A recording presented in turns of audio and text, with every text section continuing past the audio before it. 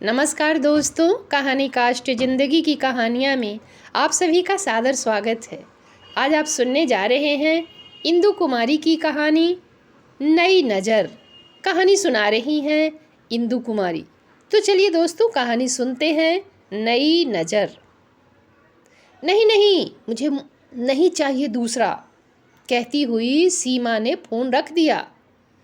रमा सोचती है कि अब यह नहीं मानेगी, इसलिए उसने कहना ही छोड़ दिया। इतने में रमा की ननद ने आवाज़ लगाई और सीधा ड्राइंग रूम में आ गई। ननद को देखकर रमा खुशी से उछल पड़ी। आइए दीदी, बैठिए, कहिए कैसे आना हुआ? न फ़ोन न मैसेज, अचानक कैसे आपने हम लोगों को याद किया? याद तो हमेशा हमें सबकी आती है रमा, लेकिन कल ही मुझे कोलकाता के लिए निकलना भी है। क्यों, इतनी जल्दी चले भी जाइएगा? रमा ने आश्चर्य से पूछा। हाँ, ज़रूरी काम है, इसलिए तो बिना मैसेज किए ही आ गई। अच्छा बताओ रमा, बच्चे सब कैसे हैं? सब बिल्कुल ठीक हैं दीदी। सीमा को तो एक लड़की ही है ना? रमा की ननद ने पूछा। हाँ दीदी, अब वह दूसरा चाहती भी नहीं है, रमा की ननद ने कड़े स्वर में कहा। नहीं नहीं, यह गलत है, एक बेटा तो और चाहिए ही। बेटा कुल का दीपक होता है। छोड़िए दीदी इन बच्चों की बातें, अब आप जल्द से हाथ मुंह धोइए और मैं खाना लगाती हूँ। इतने में रमा का पति भी बाजार से सामान लेकर आ गया। दीदी को देखकर वह विस्मित हो गया और वहीं सोफे पर बैठ गया। रमा, ओ रमा, कहाँ गई? दीदी को कुछ खिलाया पिलाया? हाँ, मैं किचन में खाने का ही इंतजाम कर रही हूँ। रमा अपने पति और ननद के साथ खाना खाकर सोने ही जा रही थी कि सीमा का फ़ोन आ गया। माँ, मैंने उस समय आपको रूखे स्वर में बोलकर फ़ोन रख दिया था। ऐसी बात नहीं कि मैं एक बेटा चाह रही हूँ, बेटा और बेटी में कोई फ़र्क नहीं है माँ, रमा कहती है। हाँ, यह बात तो सही है, लेकिन समाज का जो नियम है उसे देखते हुए ऐसा लगता है कि एक बेटा ज़रूरी है। समाज के नियम बनाए जाते हैं माँ, आदमी ही न बनाता है नियम। पुरानी मानसिकता अब खत्म कीजिए, नियम से हटकर व्यावहारिकता को देखिए।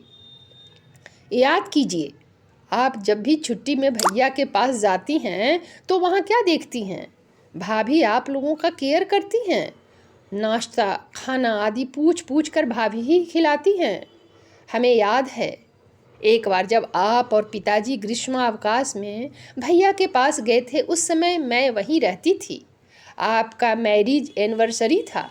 भाभी और हम प्लान करके आपके लिए गिफ्ट लाए थे। भाभी ने घर पर ही ओवन में केक बनाया था।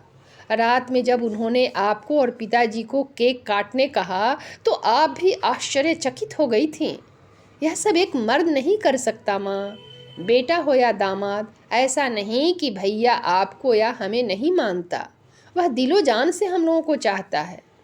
जब भी मैं दिल्ली जाती हूँ तो भाभी हमारा पूरा ख्याल रखती हैं। मेरे पति को नाश्ते में क्या पसंद है, खाना उनके लिए कैसा चाहिए, आते समय हमारी विदाई में क्या गिफ्ट देना है, इसका ख्याल तो भाभी ही करती हैं।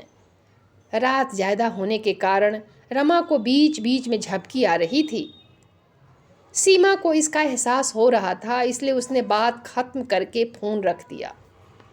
सुबह में रमा जल्दी जल्दी अपनी ननद के लिए कुछ मिठाइयाँ तथा कपड़े देने के लिए तैयार कर रही थी।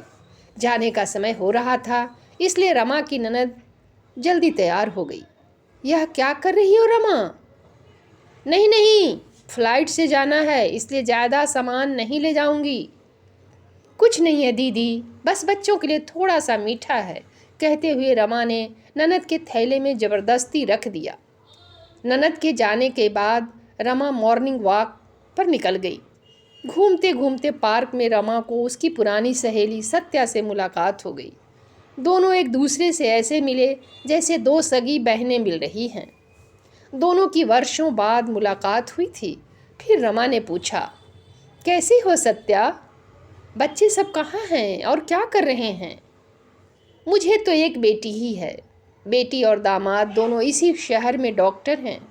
मैं भी बेटी के पास ही रह रही हूँ सर। सत्या ने गर्व से कहा। तो क्या बेटा हुआ ही नहीं रमा? तो क्या बेटा हुआ ही नहीं? रमा ने सत्या से पूछा। हाँ, बेटा हुआ भी नहीं और मैंने कभी सोचा भी नहीं। रमा, तुम अभी तक बेटा और बेटी में फ़र्क मानती हो? ऐसा कुछ नहीं है रमा। आजकल बेटियां माँ बाप की अर्थी श्मशान घाट तक ले जा रही हैं, ऊंची ऊंची उड़ानें भरने लगी हैं। उनकी ऊंची उड़ान को देखकर लड़के वाले शादी के लिए ऑफर भी देने लगे हैं। अब बेटियां बोझ नहीं वरदान साबित हो रही हैं। अभी तुम उसी पुरानी दुनिया में हो। तो कहानी समाप्त हुई दोस्तों। धन्यवाद।